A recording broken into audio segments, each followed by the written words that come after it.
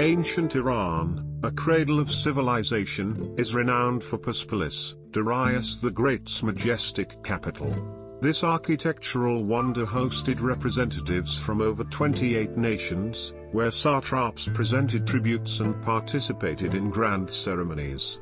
Built by both men and women, Persepolis, as it was originally known, transcends its splendor. A repository of wisdom and stories, like a school or book, Persepolis represents early global unity, foreshadowing the modern United Nations.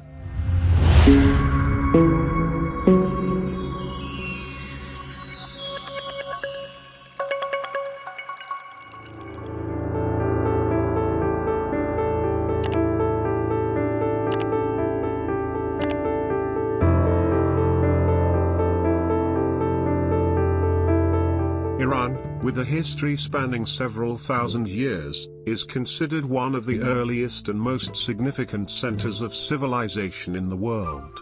The people of this land have been among the most influential earthly inhabitants who, throughout history, have lived with pride, honor, and the creation of epic stories, leaving behind numerous legacies. Without a doubt, Persepolis shines like a gem in the cultural realm of this land.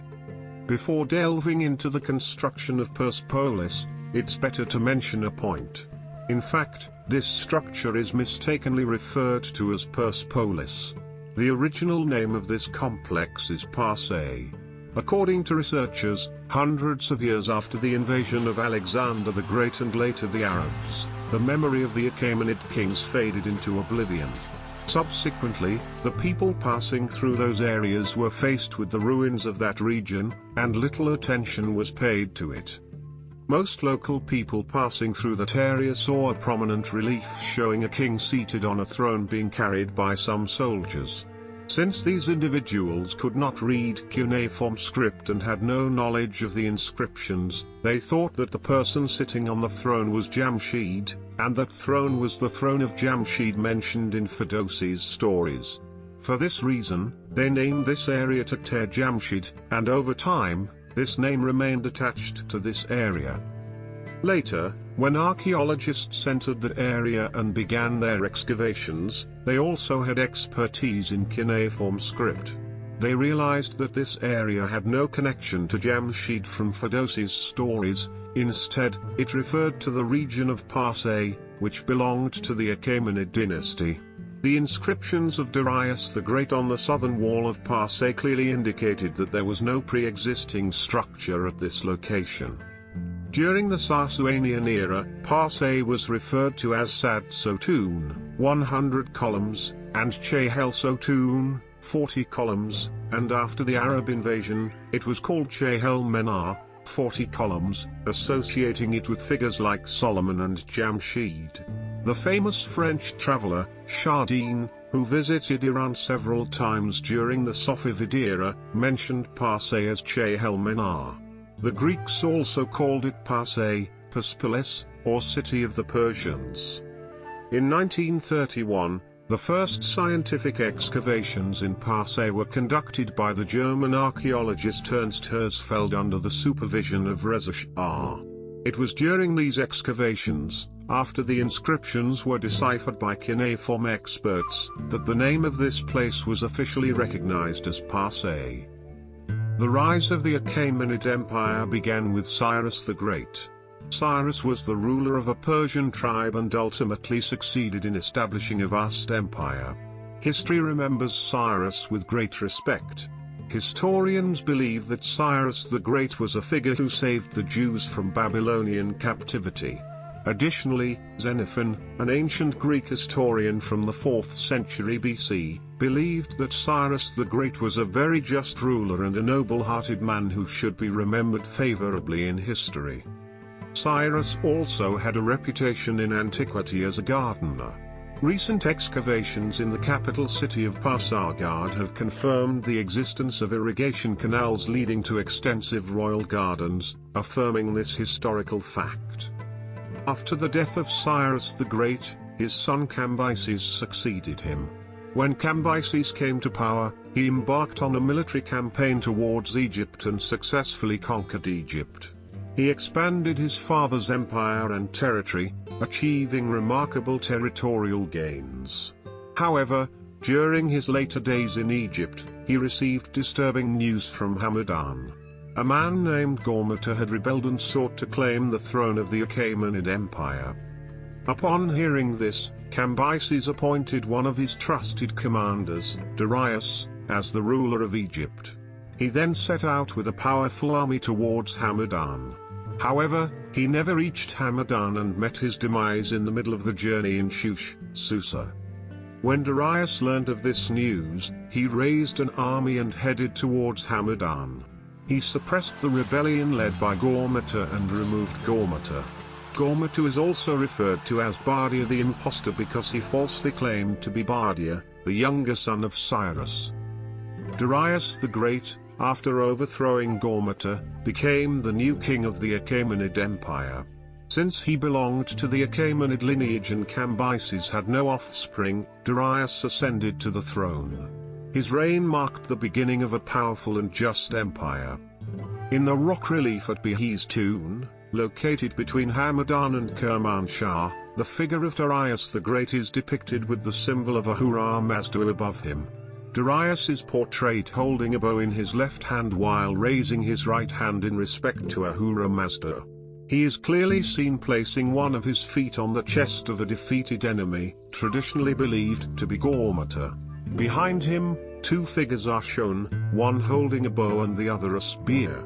These two are believed to be his generals and companions, namely Hadanes and Gobrias, and 8 bound captives are depicted in front of Darius, their hands tied behind their backs, signifying their submission to him. Darius the Great succeeded in establishing a world-spanning empire and maintained the stability and greatness of the era of Cyrus the Great.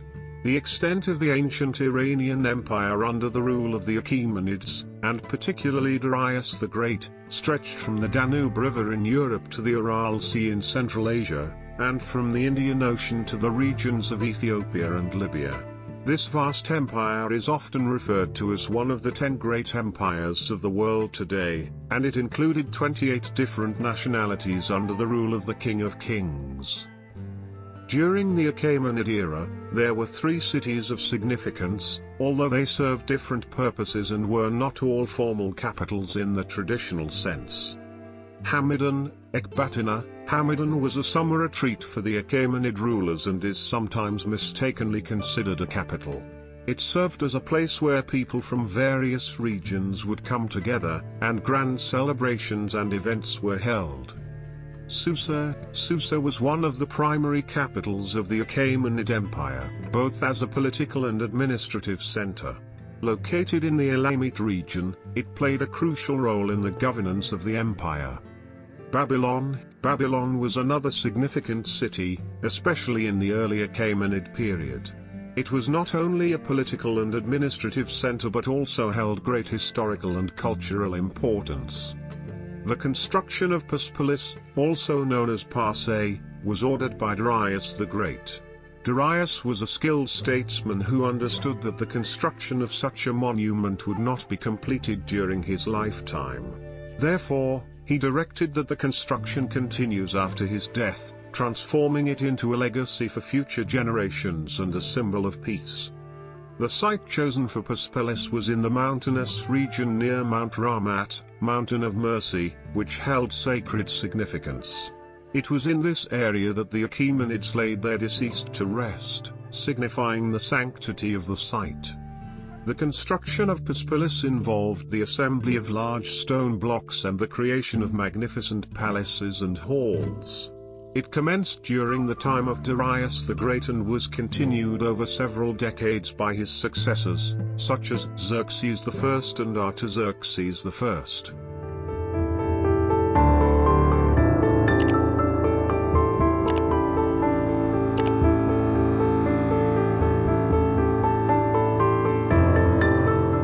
From the very beginning of the construction of Parse, the protection of this complex against natural disasters, especially rainfall, was a significant concern for the architects and engineers.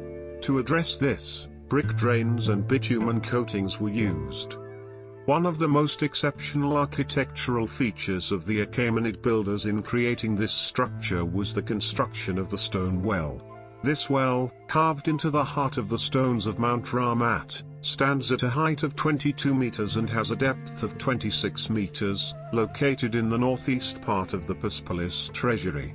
According to evidence, this well served as a reservoir for drinking water and also prevented the flow of water towards the palace. Tachara, meaning winter house, was constructed by the order of Darius the Great. It served as Darius's winter palace. Inside this palace, there is an inscription that reads, "I, Darius, built this Tachara." One distinctive feature of Tachara was the use of polished and shiny stones throughout, which reflected various images like mirrors, earning it the nickname Hall of Mirrors. Another palace built under the direction of Darius the Great was the Apadana Palace. This palace was used for representatives from various countries who came to offer their tributes to Darius the Great. Eric Schmidt suggests that this palace is considered the most magnificent, superior, and largest structure within Persepolis. Two magnificent staircases are present at the northern and eastern entrances of the Apadana Palace. Anyone ascending the stairs of Apadana would be awestruck by the beauty and grandeur of Persepolis. They would come face to face with the towering 20-meter columns and then pass through enormous wooden doors adorned with intricately decorated gold and silver sheets, each door measuring 18 meters in length. Upon entering the Apadana Palace, visitors would find themselves in a mythical and mesmerizing space, with colorful carpets covering the entire floor of the hall. The decorations on the walls and ceiling of the hall were also adorned with beautiful colors. Finally, at the end of the hall, those entering could behold the king seated on the royal throne, giving the command to commence the festivities. The next palace is called the Hadish Palace. Hadish means tall or lofty, and it was also the name of the second wife of King Xerxes. This palace was built by the order of King Xerxes and is situated in the highest part of Persepolis. On the ruins of this palace, you can still see traces of the fire that occurred during the invasion by Alexander the Great when he set fire to Persepolis. The following palace is named Shura, which means council or assembly. It earned this name because it was used for consultations and discussions. Important meetings took place in this palace. There is also a gate here referred to as the half-finished gate. The story of this gate closely resembles the Gate of All Nations, but it seems that events occurred that prevented its completion. The next palace is called the Hall of 100 Columns and is considered the largest covered palace in the ancient world. It's called the Hall of 100 Columns because it has rows of columns, 10 by 10, on both sides of the palace. This palace was built by the order of King Xerxes and completed by Artaxerxes I. Interestingly, the large stones of Persepolis were extracted from a mine called the Almas Mine in the Sivand Mountains, located in the dry gorge about 30 kilometers northeast of Mavdasht, opposite the village of Sivand. They were then transported to Persepolis via carts and boats through the Sivand River. After being cut and prepared, they were moved to the desired location. The materials used in the construction of Persepolis, like other buildings of the time, included stones, discovered iron, and even the woods commonly used during that era. However, in addition to these materials, valuable materials such as gold, silver, and precious metals were also used. The Pahlavi inscription of the Tangahoshka Sivand is the first document that describes the secrets of how Persepolis was constructed. What makes this situation even more intriguing is that the distance between these stone quarries and the tomb of Cyrus is approximately 130 kilometers. The question arises, how could they transport these massive stones over such a long distance? However, in the vicinity of Mavdasht, there are 28 other stone quarries that the Achaemenids used, and they transported these colossal stones to build their structures. The wood available in the area was not suitable for the tastes and preferences of the designers and architects. Therefore, they had to transport suitable wood for the construction of Persepolis from distant regions. For instance, the beams made from cedar wood were only available in Lebanon at that time. One of the most fascinating and unusual aspects of Persepolis is its underground channels, which are over 2 kilometers long and are usually not visible. Another interesting fact is that the palaces within the Persepolis complex had a ventilation system, ensuring they were not affected by weather conditions. During the winter, these palaces maintained a warm environment, while in the summer, they remained cool, thanks to the design features. The green plains of Marv dashed, the high ceilings, spacious areas, wide doors, and various windows all contributed to moderate and cool summer temperatures within Persepolis. In the winter, adobe walls, gypsum layers providing thermal insulation, thick burgundy curtains preventing cold from entering the spaces, and wooden ceiling coverings played crucial roles in maintaining a comfortable environment. In the Persepolis complex and its surroundings, archaeologists have discovered thousands of inscriptions and cuneiform writings, with over 30,000 of these inscriptions found in this area. While a significant number of these inscriptions are currently held in museums in foreign countries, some have returned to Iran. The inscriptions shed light on the payment methods for the workers who labored on the site. Workers received wages, and among them, there were both male and female laborers. Some were compensated with food items, while others were paid in currency. Based on these inscriptions, it becomes clear that the rights and inheritance of men and women were equal during the Achaemenid period. Additionally, women were entitled to maternity leave and received certain extra privileges during childbirth.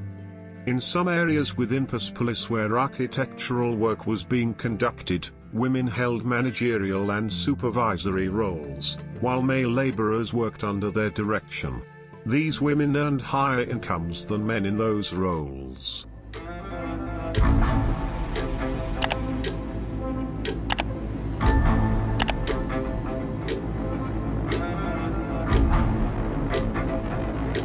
Workers during the Achaemenid period were not slaves. They enjoyed rights and privileges provided by the Achaemenid rulers, as noted by Professor Haida Maria Koch.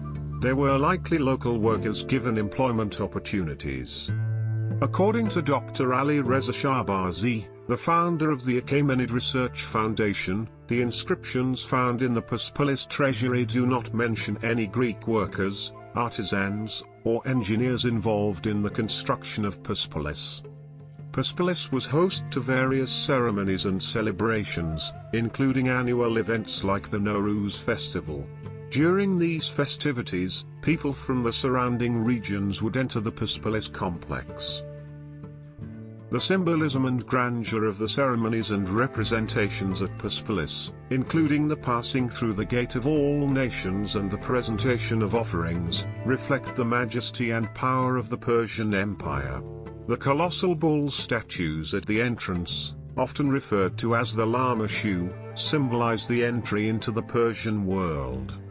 The fabric presented by Babylonian representatives with patterns similar to the Pazari Krug is indeed fascinating. The Pazari Krug is one of the oldest carpets ever discovered and dates back to the 4th or 5th century BC. It was unearthed in the Altai Mountains in Siberia, made from wool, and showcases incredible craftsmanship. The bas-reliefs at Persepolis depict Persian and Mede representatives standing side by side, signifying equality among different nations and ethnicities within the Achaemenid Empire. These representatives appear to hold their hands in front of them as a sign of respect, and there's no figure mounted on horseback. If someone held a higher political position or authority, they might be depicted holding a staff or wearing a distinctive crown or headdress. In addition to the prominent figures, different nations are separated by a cypress tree in these reliefs. But why do we see the cypress tree so prominently in the reliefs of the Achaemenids? According to the beliefs of many researchers, the cypress tree symbolized ancient Iran and was considered a sacred tree. Even the prophet Zoroaster planted a tree called the Kashmaz cypress, which was a highly sacred tree and remained in its place until the Arab invasion. However, after the Arab invasion, this tree was cut down and destroyed. In addition to the cypress tree, another plant symbol that was sacred to the Achaemenids was the lotus flower, originally called the Niloufer flower, which changed its name with the Arab invasion. Many believe that this lotus flower symbolized the country of Egypt and was presented to the Achaemenid king by representatives of the Egyptian satrapi. Another group of experts believes that the lotus flower is the same as the blue lotus of Kermanshah, which refers to the Niloufer lake in Kermanshah and is considered a symbol of Kermanshah with its roots in the Mithraic belief. As mentioned, upon entering the Persepolis complex, you will notice a pair of stairs that are surprisingly short in distance. In ancient times, the goal was to allow the representatives of different satrapies to enter the complex and engage in discussions without losing their dignity or becoming out of breath. When they entered the complex and ascended these stairs, they would maintain their eagle composure and not show any signs of exhaustion. The short stairs were not intended for livestock to pass through, as they were not permitted in the royal complex.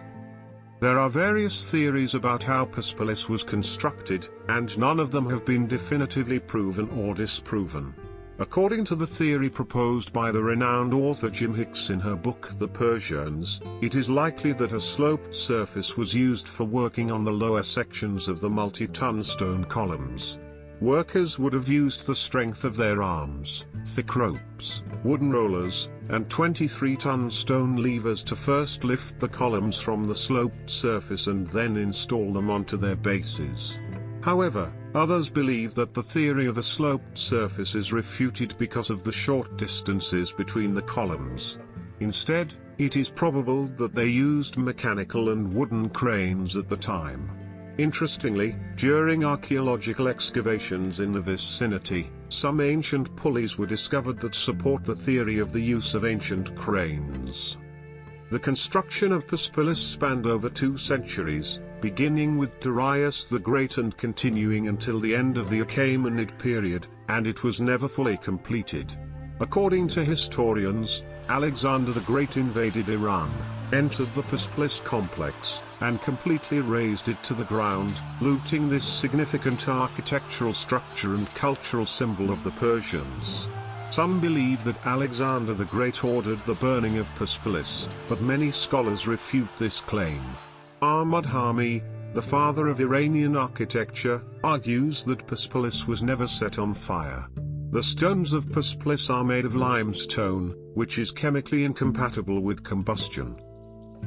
However, a question arises here: if Persepolis was not set on fire, then how was it destroyed? It is entirely evident that this grand structure was destroyed by human hands, and we see clear evidence of damage to this important historical monument. Scientists believe that Iran has been subjected to multiple invasions by foreign tribes and powers, including the Arabs, Mongols, Timurids, and others. It is highly likely that when these groups entered Iran with their armies, they issued orders for the destruction and looting of Persepolis, leading to its gradual destruction over time. Furthermore, due to the fact that for many years after the Arab invasion, roughly 100 to 200 years, no one paid much attention to this site, it was left to deteriorate on its own. Many local inhabitants used the stones and materials from this site to build their own homes, and a significant portion of these stones were used in the construction of local houses. Additionally, for the construction of the Band-e-Amir Dam, stones from Mount Mer or Persepolis were utilized.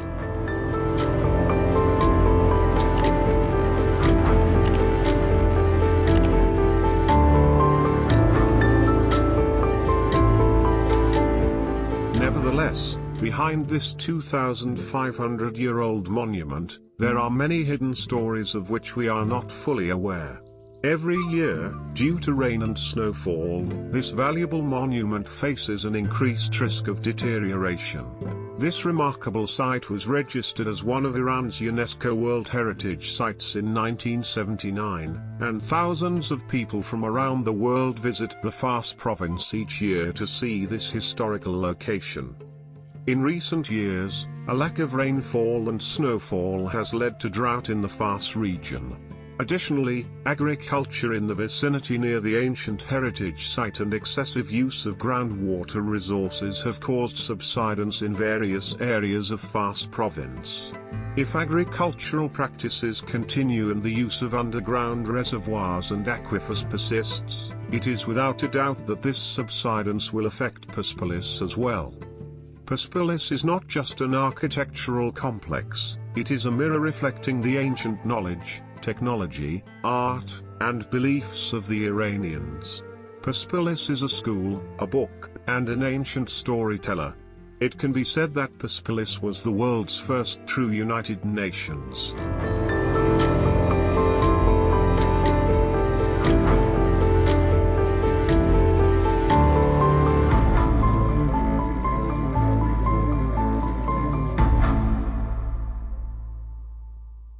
If you enjoyed this video, do not forget to like it, and share it with your friends.